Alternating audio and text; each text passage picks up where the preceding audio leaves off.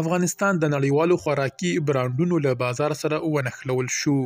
په لومړي ځل هیواد کې د نړیوال رستورانت یوه څانګه پرانیستل شوه. بلخوا د هیواد په جنوب ختیځ کې د لار جوړونې یوه ستره پروژه پیل شوې او چارې یې په چټکۍ روانې دي. بشپړ جزئیات په ویډیو کې تر پایه وګورئ. پاتمنو لیدونکو ستړي مه شئ.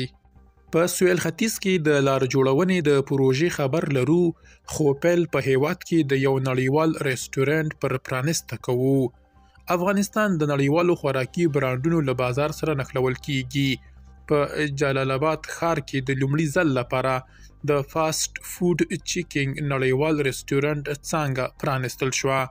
چیکینګ چې په 2031 کال کې جوړ شوی، اوس له 40 څخه په زیاتو هیوادونو کې فعال دی او د حلالو، تازه او لوړ کیفیت لرونکو خوړو له امله نړیوال شهرت لري.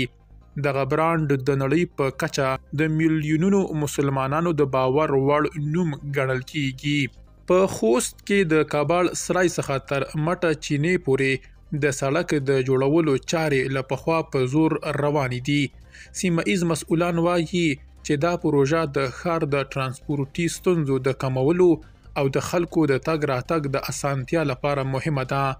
د یاد ولایت چارواکي زیاتوي چې په ټول هیواد کې د آبادۍ پروژې ورځ تر بلې پراخیږي او د هر ولایت والي او ښاروال هڅه کوي چې د خدمتونو په وړاندې کولو کې یو بل ته سیالي ورکړي او د پراختیایي کارونو په برخه کې اغیزمنه ونډه واخلي.